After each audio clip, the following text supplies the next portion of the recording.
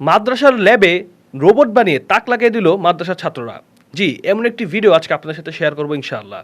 তারা এই রোবটটি বানিয়ে প্রতিযোগিতা করেছে বিশ্বের বিভিন্ন বড় বড় ইউনিভার্সিটির ছাত্রদের সাথে। তো আসুন আগে ভিডিওটি দেখি। ধবধবে জুব্বা আর পাগড়ি পরা 10 থেকে 12 বছরের কিছু মাদ্রাসা ছাত্র। না, তারা কোথাও মিলাদ পড়তে কিংবা চল্লিশা খেতে যাচ্ছে না। আজ তারা নিজেদের মাদ্রাসার ল্যাবে নিজ হাতে তৈরি রোবট নিয়ে জাতীয় লড়াইয়ে অংশ নিচ্ছে, যেখানে দেশের সেরা ইউনিভার্সিটিগুলো তাদের প্রতিদ্বন্দ্বী। হাড্ডাহাড্ডি লড়াইয়ে দেখা গেল মাদ্রাসা শিক্ষার্থীদের রোবটের কাছে ভার্সিটির ছেলেদের রোবট পাত্তাই পায়নি।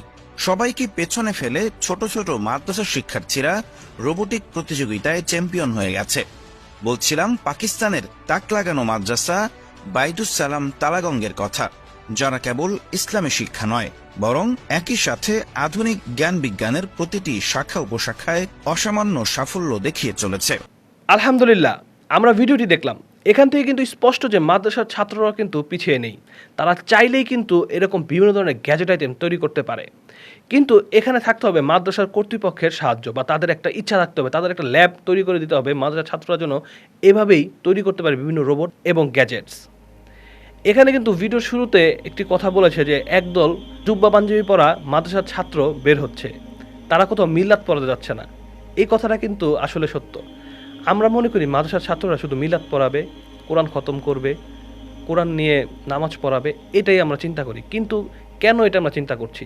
মাদ্রাসার ছাত্ররা কি বিভিন্ন ধরনের কাজ করতে পারে না? হ্যাঁ পারে, কিন্তু সেটা আমাদের মন মানসিকতার সমস্যা যে আমরা মাদ্রাসার ছাত্র মানে বুঝি ওরা মিলাদ কিয়াম করবে, ওরা কোরআন খতম করবে, ওরা চল্লিশা করবে, এর বাইরে আর কিছু করবে না।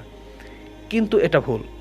আল্লাহ সুবহানাহু ওয়া তাআলা কিন্তু এই দাড়ি টুপিওয়ালা লোকদের কাছেই বিশ্বের ক্ষমতা দিয়েছিলেন, তারা কিন্তু এই বিশ্ব চালিয়েছিলেন। তো আমরা মাদ্রাসার ছাত্র মানেই বুঝি যে তারা মিলাদ কিয়াম করবে, তারা কোরআন খতম করবে, কোরআন খতম করে হাদিয়া নিবে।